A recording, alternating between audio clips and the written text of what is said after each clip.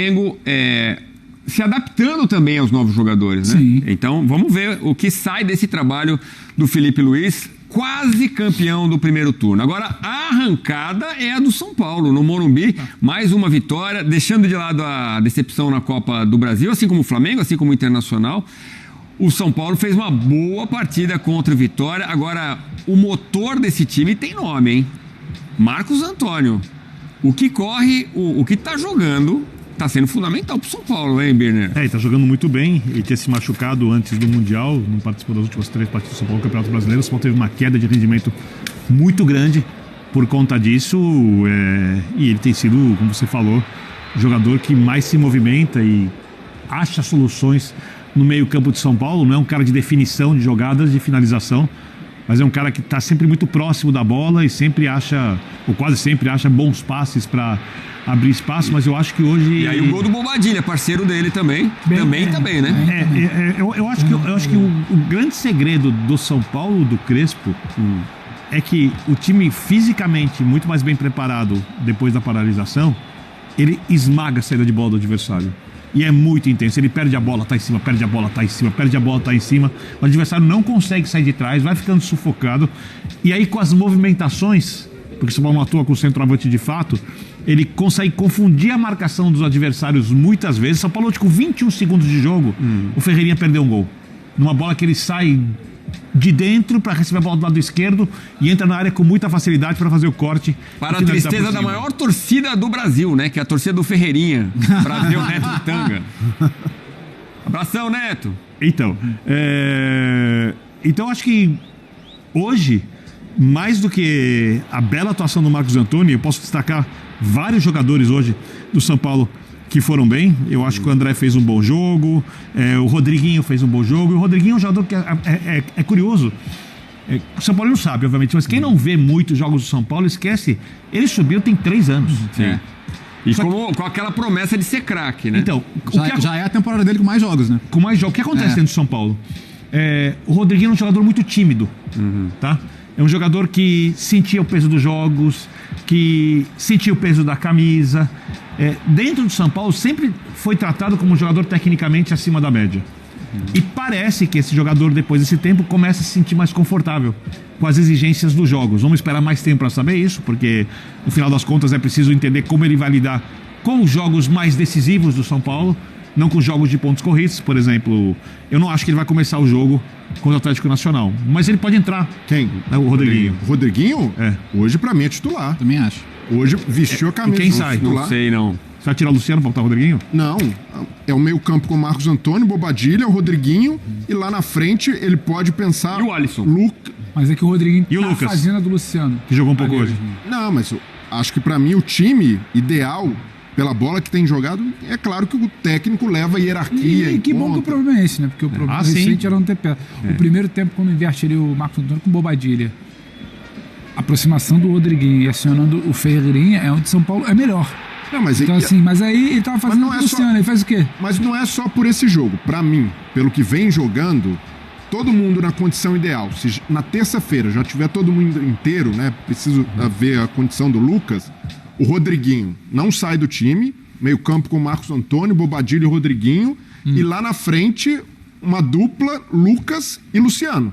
E até pelo posicionamento novo do Luciano, eu vejo que é mais fácil acomodar o Lucas na função de segundo atacante do que tirar a vaga do Rodriguinho, que está muito bem e deu muita dinâmica para o meio. E até pensando na volta do Oscar, vai ter de ralar também para ocupar novamente o posto de titular. Porque na rotação que esse time tem jogado, eu vejo hoje o Oscar como opção, não como titular. A gente falando do Rodriguinho, aí você vê como o Crespo vai valorizando alguns jogadores, né? O Luan, por exemplo, era a carta fora do baralho, também entrou nesse jogo, né? Agora, a torcida pediu o Luciano poupado, o Alisson poupado também. Então, 2 jogadores que a gente imagina entrou muito bem no jogo. Estejam quarta-feira contra o Atlético Nacional, né? O Luciano entrou bem, pedido da torcida, entrou com aquela energia, como que ele fala? O Crespo é anárquico, é anárquico. Mas quem a torcida queria ver mesmo é o Lucas. Jogou o finalzinho do jogo, né, Pedrão? Boa notícia a volta do Lucas, não só. E foi o Lucas e o Luan também. O Luan entrou um pouco ali antes, gostei da entrada do Luan. Eu acho que tem duas questões. A volta do Lucas por si só já é uma boa notícia. O Lucas entrando e participando como foi da partida de hoje é melhor ainda. E acho que até por isso que eu tenho dúvidas sobre a participação dele de início, até porque é um outro tipo de jogo. Eu não sei exatamente, a gente tem pouca amostragem do Lucas agora. Exato. Vamos ter que ouvir o Crespo sobre o próprio, ainda que o Crespo meio brinque e pergunte pro médico, só que agora o Lucas é do departamento dele, é campo. Mas eu acho que é interessante. E o Lucas, até por um histórico, não é um cara que volta, demanda tempo, demanda adaptação. Não, o Lucas entra e faz.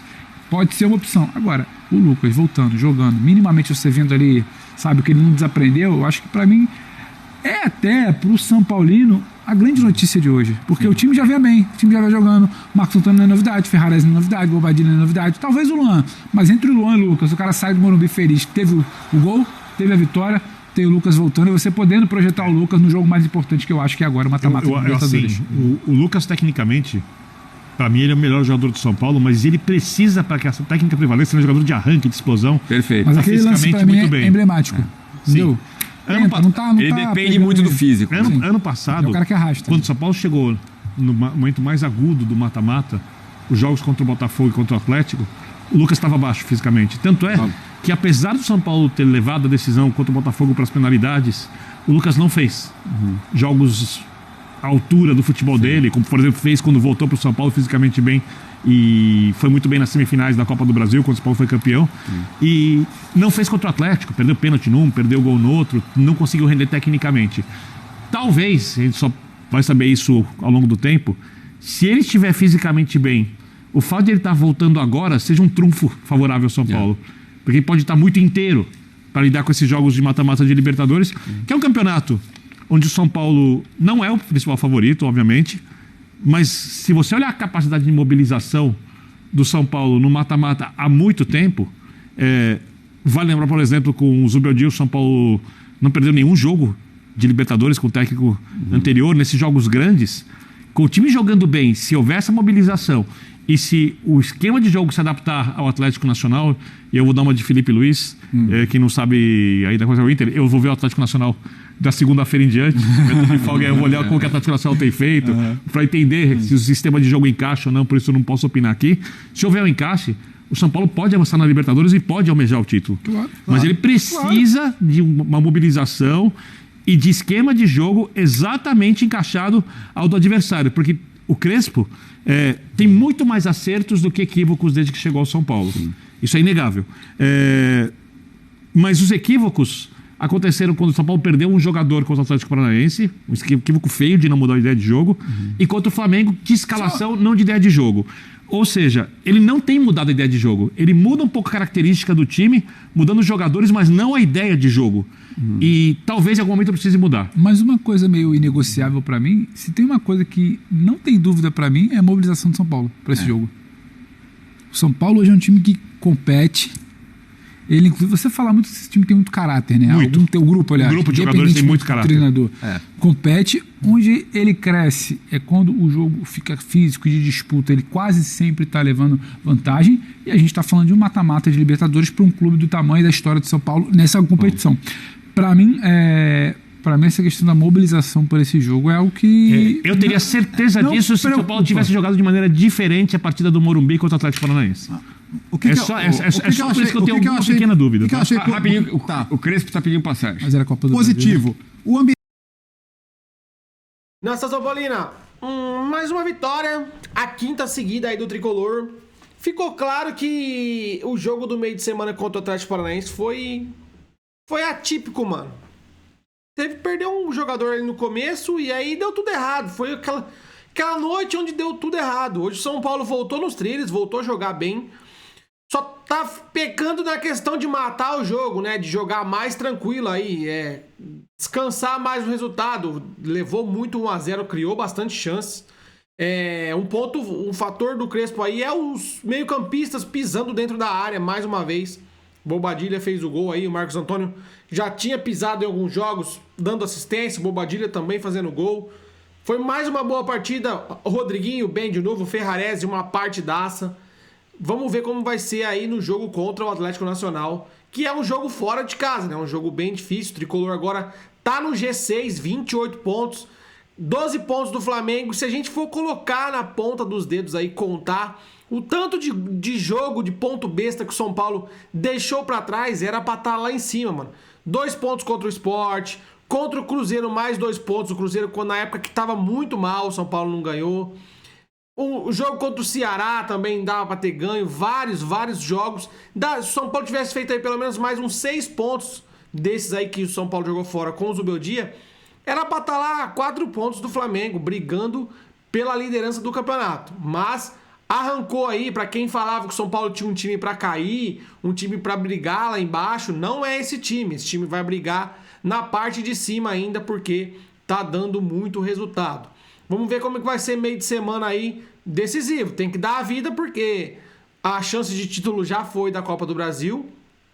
E agora é Libertadores e o Brasileirão. Sobrou 2 frentes aí. Vai ter alguns intervalos para descansar. É força máxima. Vamos ver como é que vai ser no meio de semana. Mas ganhamos mais uma. 28 pontos. Dá pra ficar tranquilo, dá pra ter um domingo bom. Eu até fiquei com uma raivinha quando eu vi que o São Paulo ganhou e ganhou bem. Eu até fiquei... Voltou aquela raivinha do jogo do meio de semana. Acho que a maioria do São Paulino ficou com mais raiva ainda daquela eliminação, porque foi dolorida pela forma que foi. O São Paulo não merecia, mano. Não merecia mesmo. Teve o fator arbitragem, mas teve também um fator postura e um fator de alguns jogadores, inclusive o Jandrei. Por que o Jandrei não foi embora um dia antes da eliminação? Não, mandaram ele embora agora. Já fechou com o Juventude aí. É os detalhes. Vamos ver como é que vai ser essa semana aí. Eu já peço o seu like, se inscreve no canal se você é novo. Ative o sininho, fiquem todos com Deus. Até a próxima. Valeu, fui.